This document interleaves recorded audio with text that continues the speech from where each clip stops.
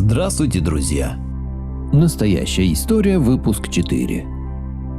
Корона Священной Римской империи до того, как оказалась в немецком хранилище ценностей, была неизменным атрибутом на портретах правителей. Когда корону увидели американские солдаты и, не удержавшись, примерили, оказалось, что ее размер вдвое превосходит обычную человеческую голову. Антропологи утверждают, что раньше люди были гораздо ниже, а легенды, напротив, утверждают, что правителями разных народов оказывались люди высокого роста, со светлой кожей. Похоже, что Ваше Величество – это не просто титул, а констатация размеров правителей.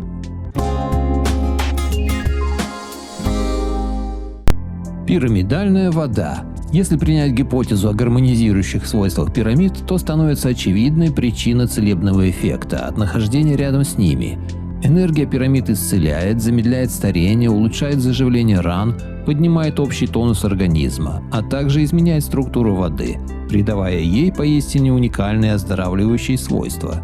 В 1998 году российская газета рассказала о румыне Мирче Щербане, который настаивает воду под сделанные своими руками пирамиды в течение суток. В результате таких настоек вода очищается от вредных примесей и по своей структуре становится близкой к чистой природной воде. Вода, выдержанная в пирамиде, в течение суток приобретает абсолютно правильную структуру и подпитывается космической энергией. Такая вода укрепляет иммунитет и оказывает омолаживающий эффект. Это банкнота 1919 года, 50 рублей. Кто эти два мальчика? Вы уже заметили, что по всему миру есть следы античности, как будто античность коснулась всех стран в определенный промежуток времени. Но где Россия и где античность? А на банкноте Ромул и Рем, братья-близнецы, основатели Рима. Один с молотом, а другой с якорем-крестом. Зачем этих ребят печатать на российских купюрах? На деньгах наносятся только очень значимые для конкретной страны портреты, рисунки. Из школьных времен большинство людей знает, что земная ось не торчит ровно вверх, а наклонена под углом. Этот угол составляет 23,5 градуса сейчас. Если мы посмотрим на глобусы до 18 века и на павильон в виде глобуса на Всемирной выставке в Париже в 1900 году, то в глаза сразу бросается невероятный угол наклона земной оси. Земная ось наклонена под 45 градусов. Только не говорите, что ученые 18 или начала 20 века что-то перепутали. Они прекрасно рассчитывали небесные события и движения комет. Зато ось могла сместиться в результате удара небесного тела. Это бы объяснило и причину потопа, и исчезновения островов.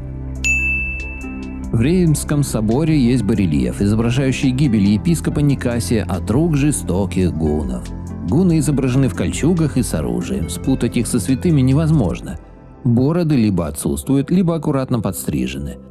Раскосости глаз не наблюдаем, хотя злобных убийц могли и косоглазыми уродами изобразить. А Аттила и его войско точно были азиатами? Или гунны от долгих войн совсем бедные ославянились? Об атмосферном электричестве и роли ртути в нем можно судить по статье 1888 года из журнала «Научная Америка». Для освещения буев использовали лампы долгого горения, фосфорические смеси, электрические осветители и люминесцентную краску. Освещали как могли, но нас интересует ртуть. Осветительное устройство. Принцип работы основан на генерации электричества путем приведения ртути в движение в высоком вакууме или в газе высокого напряжения. Движение буя заставляет ртуть перемещаться по трубкам по кругу и генерировать достаточно электричества, чтобы заставлять трубки светиться. То есть ртуть внутри жидкая, значит это не газоразрядная лампа. Трубки светятся только за счет движения внутри них ртути. Лично я о подобных свойствах ртути не слышал ни разу и в интернете подобного не встречал. Но вот вам научная статья. Ртуть светится, свет выделяется, электричество есть. Журнал «Техника молодежи» от 1936 года описывает революционную технологию ТЭЦ. Коротко говоря, проблемы дорогого электричества были из-за того, что для его получения нужно нагреть водяной пар до 365 градусов, а потом создать давление в 200 атмосфер. А металлические части от таких цифр покрывались накипью, ржавели и требовали частой замены. Но в 1914 году появились первые ртутно-водяные станции. Уже в 1933 такая установка работала в промышленном масштабе на станции General Electric Company. И вроде все было отлично, ртуть при 8 атмосферах выдавала 500 градусов, оборудование не окислялось и не ржавело. а установка занимала в десятки раз меньше места. Мир стоял на пороге дешевой электроэнергии, но, как оказалось, и Второй мировой войны. Денег у стран не было, и дешевая электроэнергия при дорогостоящем начальном строительстве не входила в планы послевоенного восстановления. Глобальное потепление – сказки для самых маленьких. Представьте размер нашей планеты. Представили? Теперь представьте 8 миллиардов человек. Готово? А теперь вообразите, все население планеты можно спокойно разместить плечом к плечу на 1/3 территории Москвы. Потребности человека и его вклад в жизнь планеты в разы меньше, чем у некоторых насекомых. Об этом говорил даже лауреат Нобелевской премии Петр Капица. Так о каком пагубном влиянии на планету бесконечно говорят ученые. Все дело в том, что компании, занимающиеся зеленой энергетикой, специально обманывают население и покупают научные статьи в кавычках для перераспределения доходов в свою пользу. Так они и создали миф про смертоносные озоновые дыры и ужасающее глобальное потепление. Поэтому вся эта борьба за экологию не более чем борьба за финансовые потоки. Очередное опровержение мифа о русском пьянстве, мощнейшие антиалкогольные бунты, которых не знала ни одна страна мира. В 1858-1859 годах антиалкогольный бунт охватил 32 губернии, в которые вошла и Саратовская. Более 2000 селений и деревень поднялись против насильственного спаивания нации. Люди крушили питейные заведения, пивоваренные и винные заводы, отказывались от дармовой водки. Люди требовали закрыть кабаки и не соблазнять их. Царское правительство жесточайшим образом расправилось с восставшими, ведь им выгодно было спаивать русских. В тюрьмы по питейным делам попало 111 тысяч крестьян, около 800 были зверски биты шпицрутенами и сосланы в Сибирь. С 24 по 26 июля по Вольскому уезду было разбито 37 питейных домов, и за каждый из них с крестьян взяли большие штрафы на восстановление кабаков. Глава из книги «Ты меня уважаешь» саратовского краеведа, члена Союза писателей России Владимира Ильича Вардугина. Еще больше фактов подмены Петра I. Как известно, отправлялся в Европу царь в окружении 56 человек, одним из которых был Меньшиков. За время путешествия все окружение, кроме Меньшикова, где-то пропало, и вернулся Петр I с европейцами. Меньшиков же после этого стал очень богатым и получил многие титулы. Совпадение? Почти сразу после возвращения Петра I его сестра возглавила бунт, чтобы доказать, что это лже-Петр, но бунт подавили, а сестру Петра I отправили в монастырь. Также в монастырь Петр I отправил и жену, с которой всегда были максимально хорошие отношения. После возвращения царь отказался от старорусской одежды и стал носить только европейскую. Кроме этого, Петр I приобрел сильный акцент, забыл многих близких и путал имена приближенных. Почему историки никак не объясняют все эти максимально странные факты? Подземные цивилизации Урала, что скрыло советское правительство. После распада Советского Союза большое количество документов было рассекречено и передано СМИ. Именно так журналисты выяснили, что в 1950 году советское правительство приняло решение начать строительство подземной железной дороги, которая должна была связать остров Сахалин с материковой частью.